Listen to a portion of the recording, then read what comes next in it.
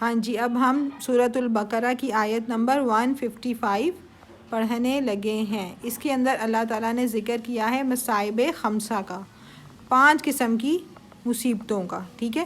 اور آپ کو ایک بات بتاؤں، فلسطین میں ایک ویڈیو دیکھ رہی تھی، ان کے اوپر کتنا ظلم ہو رہا ہے، دیکھیں نا آپ لوگوں نے۔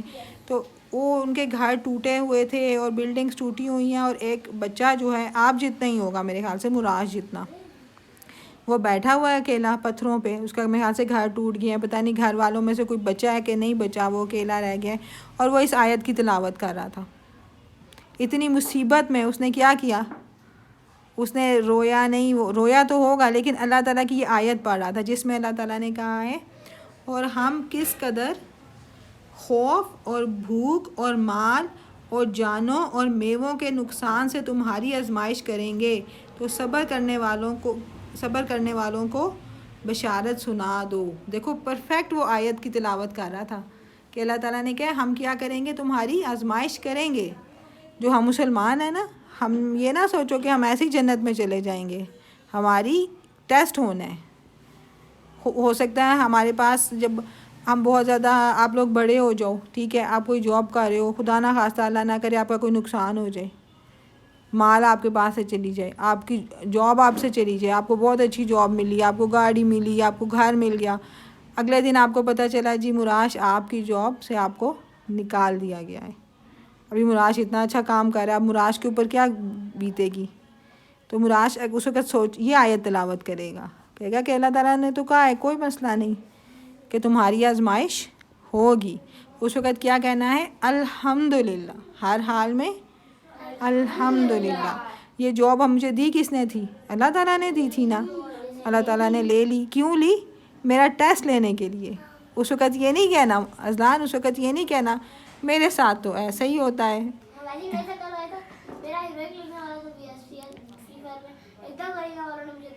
تو آپ کیا جملہ کہتے ہو آگے سے؟ میرے ساتھ تو بولو، یہی تو آزمائش ہے۔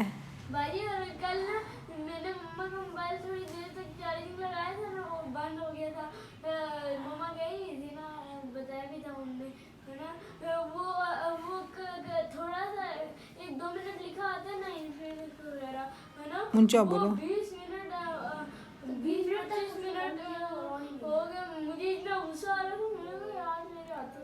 ابھی دیکھو ایک موبائل آپ کا نہیں چل رہا تھا تو اتنا غصہ ہے کہ موبائل ہی توڑ دیں۔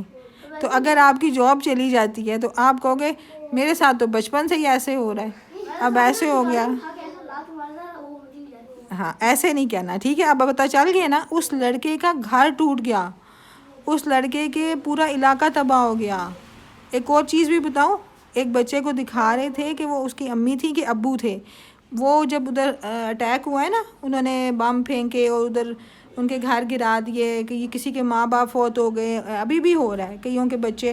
وہ بچہ اپنے ابو کی ڈیڈ باڈی کے ٹکڑے اکٹھے کر رہا تھا دفنانے کے لیے۔ روح کانپ جاتی ہے نا۔ اس نے دیکھا ہے کہ اس کے گھر گرا یا جس طرح بھی کوئی بم آ کے لگا ہے، جو بھی ہوا ہے، اس کے ابو کی یعنی ٹانگ الگ ہو گئی ہے، دماغ سر الگ ہو گیا ہے، باڈی پارٹس پھٹ گئے ہیں۔ ایک اور میں نے ویڈیو دیکھی ہے، اس میں بھی بچہ گوشت پڑا ہوا ہے، پتہ نہیں وہ اس کا کس کا تھا، فریش گوشت کی بوٹیاں نہیں جس طرح ہم لاتے، اس طرح وہ اٹھا کے ایک کپڑے میں ڈال رہا تھا، پھر وہ جا کے دفنائے گا۔ اس کا حوصلہ دیکھو، وہ اس وقت رو نہیں رہا، روئے گا تو صحیح نا ایک دن بیٹھ کے، یا پہلے رویا ہوگا، لیکن اس وقت اس نے یہ نہیں کیا کہ یہ کیا ہو گیا، میں اپنے آپ کو ہی مار دوں، نہیں، اپنے آپ کو بھی کسی حال میں انسان نہیں مار سکتا۔ یہ آزمائش اس وقت فلسطین پہ آئی ہوئی ہے، یہ آزمائش آئی ہوئی ہے ان پہ جان۔ اللہ تعالیٰ اس میں کیا کیا کہہ رہے ہیں، کس طرح ہم آزمائیں گے؟ خوف، کسی چیز کا خوف ہوتا ہے نا، یہ نہ کیا تو یہ ہو جائے گا، زلزلہ آیا تو کیا ہو جائے گا، خوف سے ہم آزمائیں گے آپ کو، بھوک سے، مال اور جانوں اور میووں کے نقصان سے۔ جان یعنی لوگ فوت ہو جاتے ہیں نا لوگوں کے، ان کے دیکھو کسی ایک آدمی دکھا رہے تھے، اس کے 4 کے 5 بچے فوت ہو گئے، وہ بیچارہ پتھر اٹھا کے تو نیچے دیکھ رہا ہے کہ کہیں سے مجھے کوئی میرا بچہ مل جائے۔ ہو سکتا ہے اس کے ماں باپ بھی فوت ہو گئی ہوں، لیکن بچوں کا میں نے دیکھا ہے۔ تو اللہ تعالیٰ کہتے ہیں کہ ہم آپ کی آزمائش کریں گے۔ اس وقت پھر آپ کیا کرتے ہو؟ چھوٹی چھوٹی تو آزمائشیں ہوتی ہیں، اس پہ تو ہم کہہ دیتے ہیں نا ہم نے الحمدللہ کہا، لیکن یہ دیکھو یہ کہہ رہا ہے مجھے اتنا غصہ آیا میں موبائل ہی توڑ دوں۔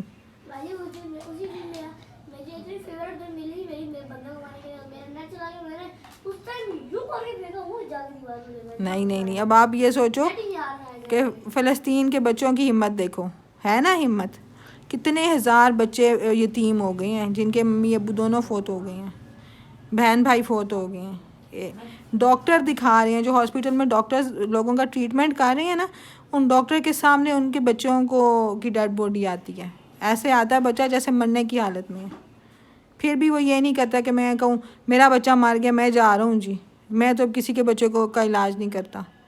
وہ لوگ اللہ کو یاد کر رہے ہیں، رو رہے ہیں، اور لیکن ساتھ اس طرح بھی نہیں رو رہے کہ چیخیں مار مار کے روئیں، جیسے ہمارے ادھر گاؤں میں دیکھیں نا عورتیں چیخیں مارنے لگ جاتی ہیں، رونے لگ جاتی ہیں، پیٹنے لگ جاتی ہیں۔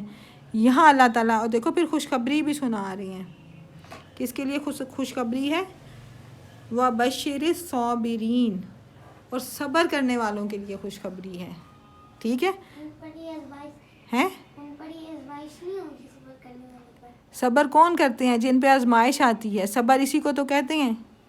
جس طرح اس کا موبائل نہیں چل رہا، ٹھیک ہے، تو اس نے کیا کیا؟ صبر کر لیا، آرام سے بیٹھ گیا، اس نے پھر بھی کہا الحمدللہ نہیں چل رہا، ٹھہر کے چل جائے گا، خراب ہو گیا کسی دن میرے پاس نیا موبائل آ جائے گا، بجائے اس کے یہ غصے میں وہ اس موبائل کو بھی دیوار پہ دے مارے، ٹھیک ہے؟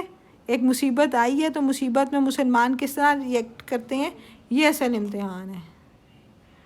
تو باقی چیزیں تو ہیں نا، آپ یہ سوچو میرے پاس موبائل نہیں ہے تو کیا ہوا، میرے پاس گھر تو ہے، ماں باپ تو ہیں، باقی ساری چیزیں تو ہیں نا، اس وقت صبر کرنا ہے۔ صبر وہ ہوتا ہے کہ تکلیف ہو رہی ہے انسان کو، یہ صبر نہیں ہے کہ جس کے کوئی نقصان ہی نہیں ہوا وہ کہے جی میں بہت بڑا صابر ہوں، میں تو کوئی شور ہی نہیں کرتا۔ جس کے اوپر تکلیف آئی ہے، چھوٹی تکلیفیں بھی ہوتی ہیں اور بڑی تکلیفیں بھی ہوتی ہیں، جس پر تکلیف آئی ہے اب وہ کیا کرتا ہے، اب اس کے بارے میں میں آپ کو بتاتی ہوں۔ باجی آج میرے لیپ ٹاپ میں میرا نیٹ نہیں چل رہا تھا، میں نے کہا چلو صبر کر لیتی ہوں، رکھ دیتی ہوں، پھر میں بطول کے ساتھ دیکھنے لگی، 2 منٹ بعد میرا پورا نیٹ چل گیا۔